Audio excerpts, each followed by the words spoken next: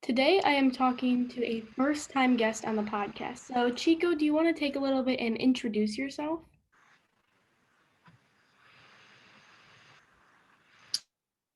Sure. My name is Francisco Villarruel. Most people know me as Chico.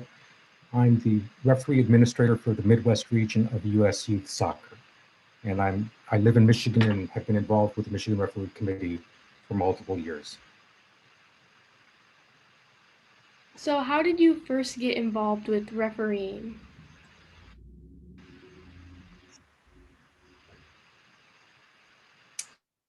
It actually started with my daughter when she was a recreational player, and they would ask for parent volunteers. And while part of the time I was working with her as coaches, I actually found that being on the field as a referee was more to my liking. It provided the game without the multiple impacts of parents and their cheering, but it also helped me understand the game more intricately and to support my daughter as she progressed up the ladder.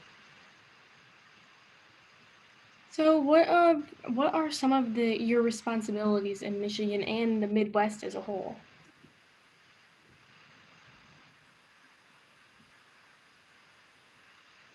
So it has, at one point in time, early in my career, I worked primarily with a small region within Michigan where we tried to provide support and opportunities to mentor younger referees who were just ramping up. Because of some of that work, I then began working with Carlos Felino, who's the state referee administrator in Michigan, and we continue to advance the programs and opportunities for young officials. As part of that work, referee administrator, where I worked with youth leagues in all communities across the state to provide learning opportunities, mentoring opportunities, and assessments for referees.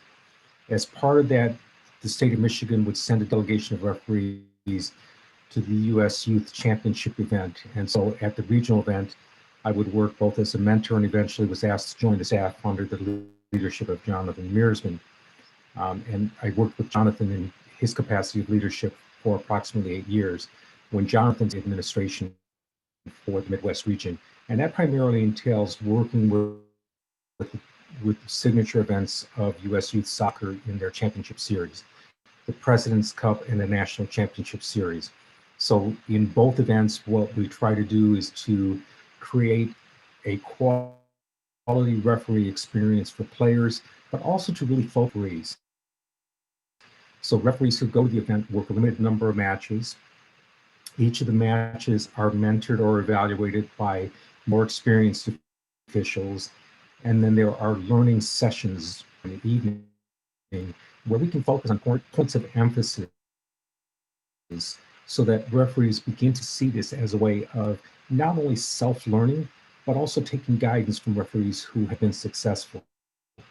Not oftentimes, at all of these events, we have FIFA referees, current referees working in the MLS, former FIFA referees, a group of dedicated promote and support the game that is often overlooked, and that is the referee component, the third leg of the game, the third team on the field. Who were some of your mentors when you first started out, and how have you kind of taken their style to help you mentor other referees?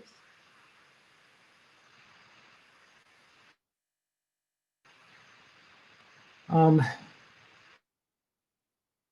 I think rather than naming individuals, I would say that one of the unique things about the referee cancer to another person. So regardless of where I was in the pipeline, whether it was early in my career, whether it was later in my career of active officiating, it didn't matter who the official was because when we had a good crew of working together and we were open and honest, we would critique, we would support one another. So mentoring was not a formal program. It was one that was based on collegiality, which moved into more the administrative side and the assessment. There are a number of people who have influenced me in a number of different ways, um, clearly, first and foremost, is Carlos Felino. He's a recognized administrator in U.S. soccer. He's a person who has had a tremendous footprint on the lives of many officials, people like Fauzi Nucha and other national referees, Ryan Sigich, all of these people who would have Kim Oberly. I mean, I could go on out, Margaret Domka. I'm just grabbing at names that just popped in my head. All of these people, Rich Grady, all of these people, it doesn't matter who they are, where they are in life. In our world, it's not necessarily about competition. It's what we can do to support each other, to make ourselves better so that we can support and help others develop in their referee pathways. Can you take a little bit and talk about the session that actually was live yesterday?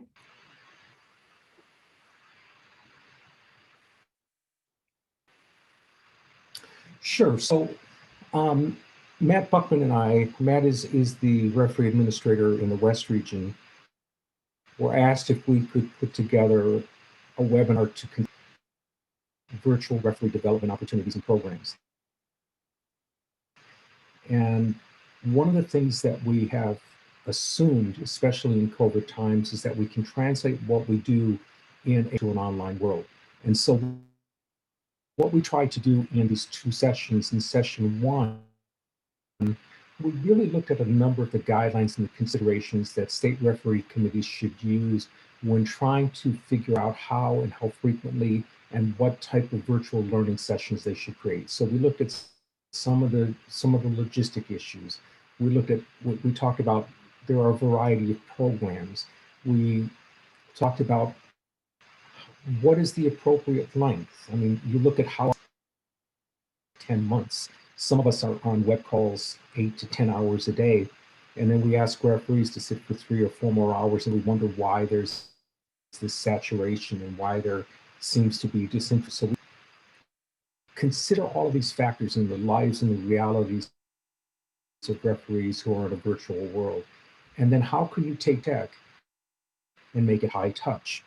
If you think about any personal learning experience, whether it's golfing, whether it's riding a bike, you can watch a video and retain a bit of information.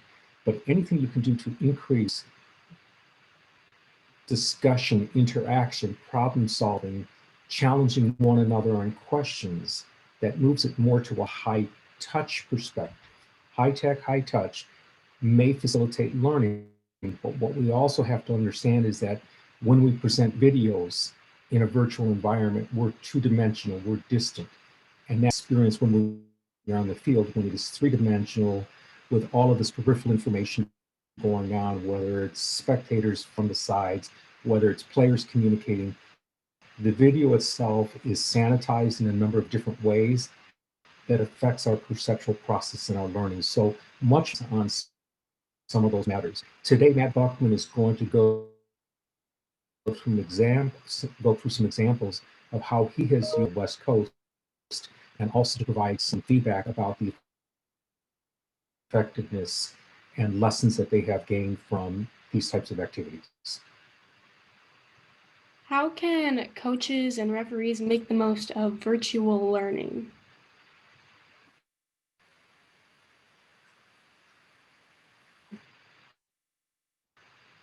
I think it's twofold. Each year, for example, the IFAB comes out with modifications on laws of the game. And so if referees and coaches were opportunities to understand why modifications were made and how this impacts the flow of play, oftentimes what we see is when the new laws are implemented, there is some confusion between coaches of saying, but why did you do that? And referees saying, because that would differential. And really what we need is some discussion and interaction to say, this is what the new laws of the games are, here's how we're applying them, and then that would increase and minimize some of the confrontations that often exist. The other thing that we have to understand is that when we look at the elite competitions where there is video assistant referees and video assessments, that's not done at the grassroots level. Our role models are those professional matches where you have multiple high definition cameras with multiple angles to the grassroots environment where you are dependent on positioning and making split decisions without input. I mean, there are not very many referees who have communication devices and can receive private information from assistant referees, especially for you might benefit from that type of radio communication. But you look at the professional leagues where there is that radio communication and there's constant referees and fourth officials. There's a whole different interpretation and professional process that goes on to influencing decisions. How important is it that refs and coaches are able to communicate and talk during conventions like this one?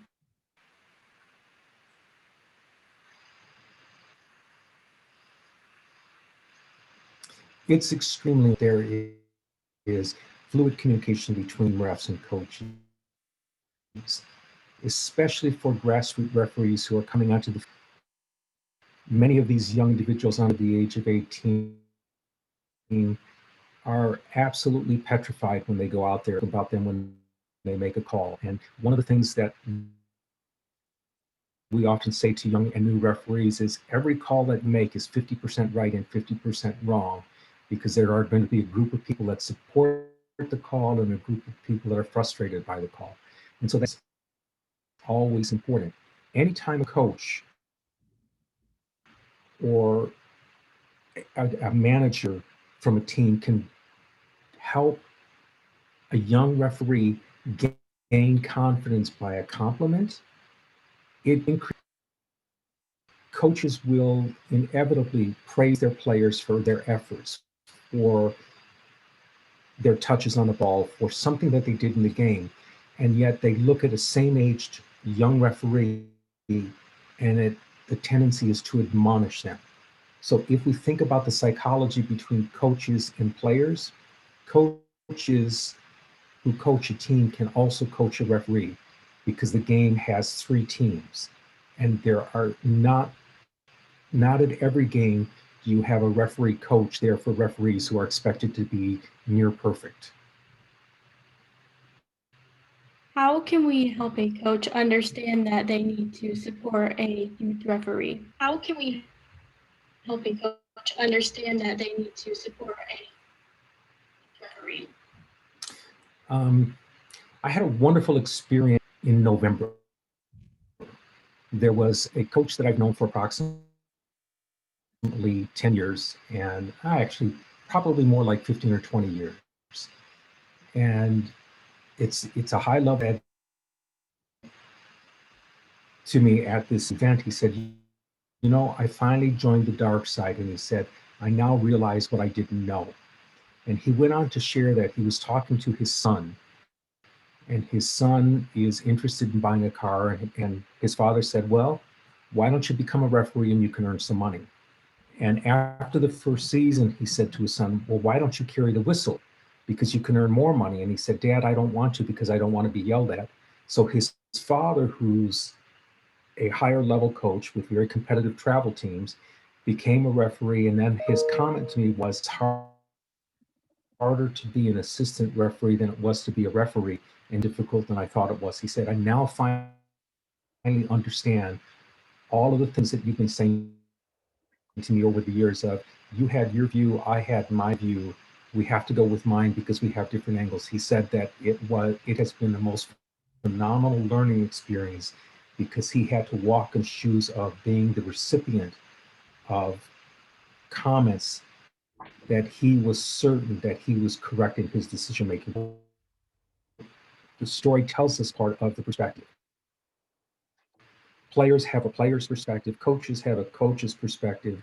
And until you walk and experience the referee world, there is a lack of deeper understanding of the decision making processes, the considerations that are made in making a decision, which means whether they blow the whistle or they don't blow the whistle. Thank you so much for joining me today, Chico.